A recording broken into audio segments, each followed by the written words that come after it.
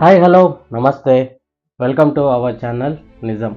So ఎలా ఉన్నారు అందరూ కూడా బాగానే ఉన్నారని అయితే అనుకుంటున్నా.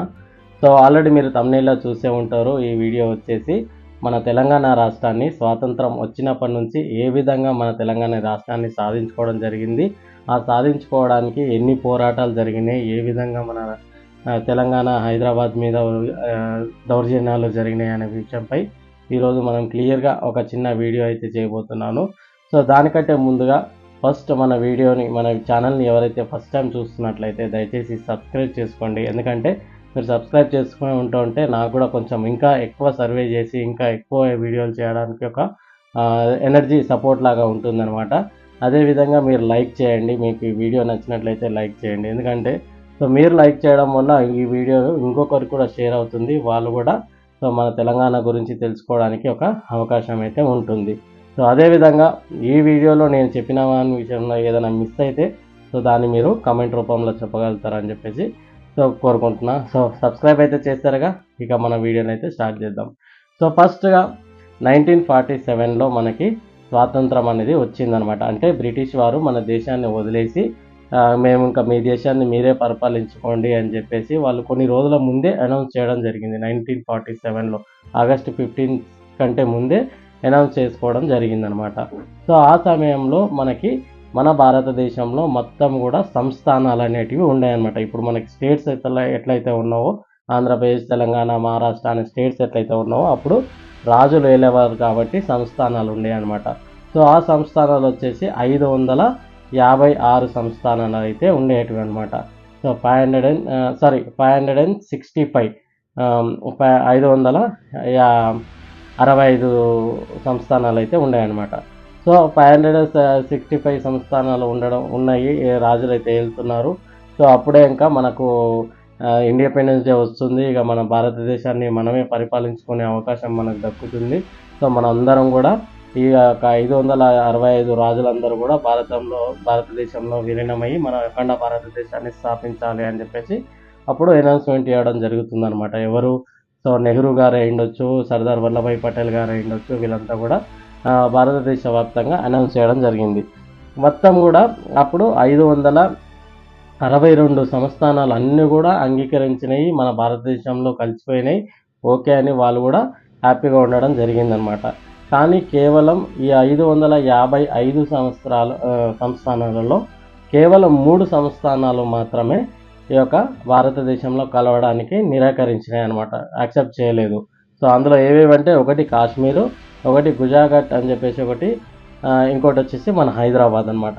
సో మన హైదరాబాద్ ప్రపంచంలోనే అత్యధిక ధనిక స్టేట్గా అప్పుడైతే ఉన్నదనమాట. అంటే అప్పుడు మన హైదరాబాద్ని పాలించిన నిజాం రాజు ఉస్మాన్ అలీ ఖాన్. సో అప్పుడు మన హైదరాబాద్ని పరిపాలించిన రాజు ఉస్మాన్ అలీ ఖాన్ అనేది మొత్తం ప్రపంచంలోనే అత్యంత ధనికుడిగా ఉన్నాడు అనమాట ఆ రోజుల్లో. సో కాబట్టి నేను నా ఇండిపెండెంట్గానే ఉంటాను, నేను ఏ దేశంలో కలవను, సో అక్కడ పాకిస్తాన్లో కలవను, ఇక్కడ ఇండియాలో కలవను అని చెప్పేసి ఇండిపెండెంట్గా ఉంటానని చెప్పేసి ఆయన గట్టిగా స్టాండ్ తీసుకొని నిలబడడం జరిగింది. సో ఈ 3 స్టేట్లలో, ఈ 3 సంస్థానాలలో ఆల్రెడీ 2 సో ఉస్మాన్ అలీ ఖాన్ అనే ఒక నిజాం రాజు, మన హైదరాబాద్కి ఒక నిజాం రాజు ప్రపంచంలోనే అత్యంత ధనికుడుగా అప్పుడైతే ఆయన ఉండడం జరిగిందనమాట. సో కాబట్టి నేను ఇండిపెండెంట్గా ఉంటాను, నేను అక్కడ పాకిస్తాన్లో కలవను, ఇక్కడ ఇండియాలో కలవను అని చెప్పేసి ఆయన ముందుగా కూర్చోవడం జరిగింది. సో మిగతా 2 స్టేట్లు అయితే మన భారతదేశంలో కాశ్మీర్తో పాటుగా ఇంకొక సంస్థానం అయితే ఇండియాలో కలిసిపోయినాయి. కేవలం ఇప్పుడు హైదరాబాద్ మాత్రమే నిరాకరిస్తుందన్నమాట భారతదేశంలో కలవడానికి. సో ఆ సమయంలో మొత్తం హైదరాబాద్లో యాక్చువల్గా మొత్తం కూడా హిందూ వాళ్ళే ఎక్కువ ఉండేది. కాకపోతే హిందూ వాళ్ళు ఏంటంటే పనులు చేసుకుంటూనే ఉండేవాళ్ళు అనమాట. కాబట్టి ముస్లిం వాళ్ళు ఆ సమయంలో గవర్నమెంట్ ఎంప్లాయీస్గా, గవర్నమెంట్ పనులుగా చాలా చేస్తూ ఉన్నారు. కాబట్టి వాళ్ళకి ఒక పట్టు అనేది ఉండడం జరిగిందనమాట. సో అప్పుడు మన హైదరాబాద్లో నిజాం రాజు అయిన ఉస్మాన్ అలీ ఖాన్ ఏం చేసేవాడు, ఒక ప్రైవేట్ సైన్యాన్ని స్థాపించుకున్నాడు. ఇండియాకు మనకి ఎట్లయితే మిలిటరీ సైన్యం ఎట్లయితే ఉందో ఆయన ప్రైవేట్గా ఒక సైన్యాన్ని స్థాపించుకున్నాడు అనమాట. ఆ సైన్యం పేరే రజాకార్లు అని చెప్పేసి అంటారు. సో మొత్తం విధ్వంసం సృష్టించింది మొత్తం ఈ రజాకార్లే.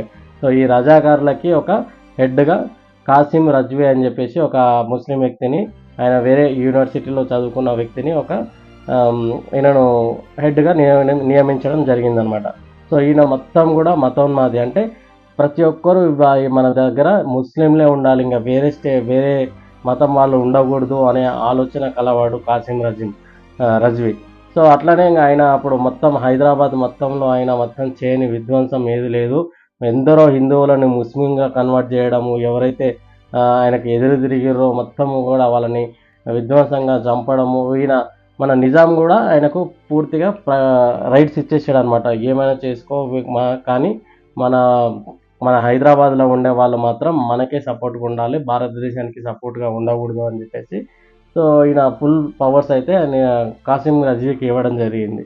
సో ఆయన ఇంకా విచ్చలవిడిగా ఆయన ఒక సంస్థ, ఆయన ఒక ప్రైవేట్ సైన్యాన్ని స్థాపించుకున్నాడు. దాదాపుగా 2 లక్షల మంది సైన్యాన్ని ఆయన స్థాపించుకొని మొత్తం మన తెలంగాణ మొత్తాన్ని ఆక్రమించుకొని ఆయన, సో ఇట్లా ఎవ్వరు దొరికితే వారు, ఏ విధంగా ఎవరు ఏమైనా ఎదురు తిరిగితే వాళ్ళని అతి కిరాతంగా చంపడం చేయడము అట్లాంటివి అయితే చేయడం జరిగిందనమాట.